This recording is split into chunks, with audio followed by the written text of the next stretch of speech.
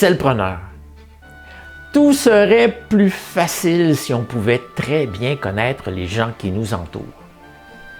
Au-delà des personas ou profils des clients, il est souvent très utile de connaître individuellement ses clients, ses partenaires, ses employés et ses fournisseurs.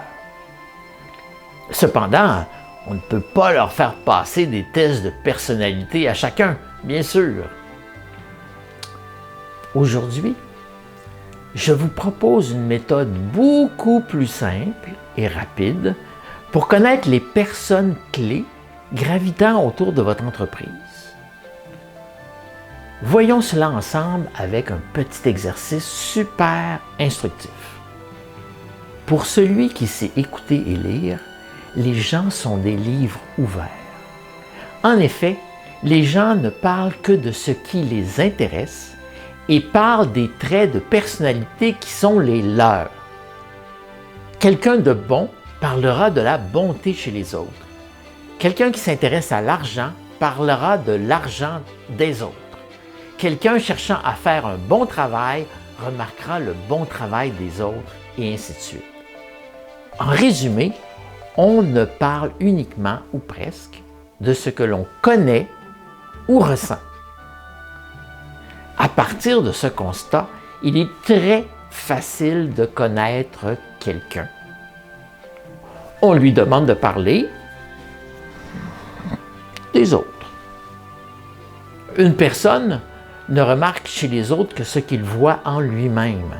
La question « Parlez-moi de vous » est difficile à répondre pour la plupart d'entre nous. Par contre, « Parlez-moi de telle ou telle personne » est généralement simple à répondre pour la plupart d'entre nous. Maintenant, comme nous ne sommes pas tous des psychologues, effectuons un petit exercice simple qui sera très révélateur. Premièrement, identifiez une personne que vous voulez mieux comprendre.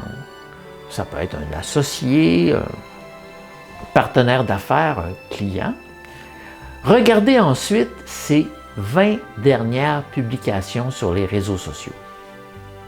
Prenez une feuille de papier et écrivez sur cette page à gauche les sujets que cette personne aborde et à droite les sentiments ou émotions que cette personne exprime. Indiquez ensuite sur la feuille les choses importantes pour vous dans une relation d'affaires et qui ne se retrouvent pas sur la feuille. Par exemple, l'engagement, le souci du travail bien fait, le souci du client, et ainsi de suite. Si vous avez été attentif au contenu, vous savez maintenant ses intérêts, ses passions, les choses que la personne remarque chez les autres, et ainsi de suite. Vous avez aussi identifié ses faiblesses et lacunes. Vous savez, ce que les gens ne disent pas est aussi très, très utile. Donc, ce petit exercice est très utile lorsque vous rencontrez un candidat à l'embauche, par exemple. Vous regardez d'abord ses réseaux sociaux, puis, lors de l'entrevue, vous lui demandez de parler des autres. La communauté veut connaître vos intérêts, alors n'hésitez pas à commenter. Je lis tous vos commentaires et je commente ou réponds à plusieurs d'entre eux chaque jour. Mon nom est Jean Lamontagne et je vous donne rendez-vous, sans faute, pour la prochaine vidéo.